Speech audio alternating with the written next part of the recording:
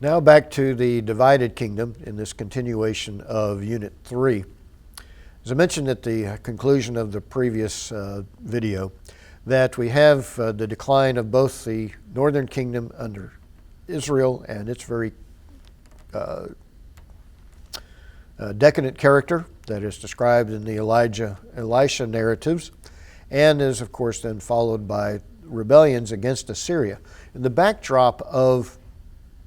the decline of the northern kingdom, there are periods of relative weakness of Assyria. So for example, though the Assyrians begin to impact the land when Jehu takes care of the Ahab-Jezebel dynasty, the kingdom is relatively weak. And whereas Ahab and armies from other nations of this region were able to block the advance of the Assyrians under Shalmaneser III in the famous Battle of Karkar in 853 BC, 12 years later when Jehu is king, he's having to pay tribute to Shalmaneser, the same Shalmaneser III, in 841 BC. And there we have the famous Assyrian monument to the leadership of Shalmaneser III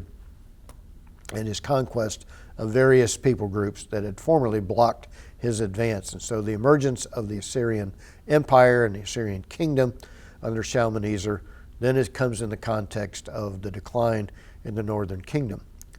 But then we have a period when Assyria is weak. Jeroboam II comes along in the early to mid 8th century BC,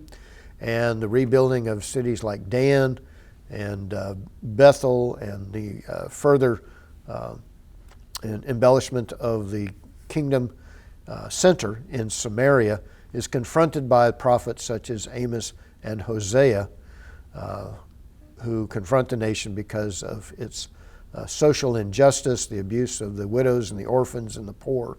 And so the prophet of Amos comes along and confronts, in particular, the leadership of Samaria in that era, and of course proclaims the end and the destruction of Assyria that will happen in the end of this century. So we quickly go from the great height of the kingdom under Jeroboam II to the Assyrian attacks under Tiglath-Pileser III in the 740s, and then eventually after the rebellion of Hoshea, Samaria is destroyed around 722 BC, and the deportation of the Israelites to the northern and northeastern regions of the Assyrian kingdom. Judah will have a period of freedom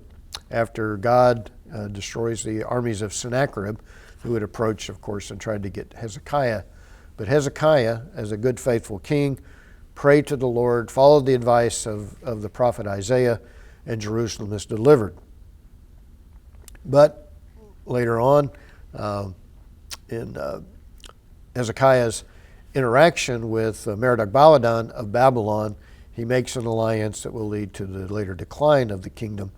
and eventually lost to the Babylonians in 586 BC. But you have coming along, of course, through that time period, a decline in Assyria during the reign of Josiah. In the reign of Josiah, God raises up the prophet of Jeremiah, who had confronted the kingdom since the days of Manasseh, the king of Judah, who led Israel in the southern kingdom to be just as decadent, if not more, than the northern kingdom, as we have described in the latter era of Manasseh during the reign of Esarhaddon of Assyria and into the reign of Ashurbanipal, that they were even sacrificing children in the Hinnom Valley in the context of Assyrian domination. God raises up then Josiah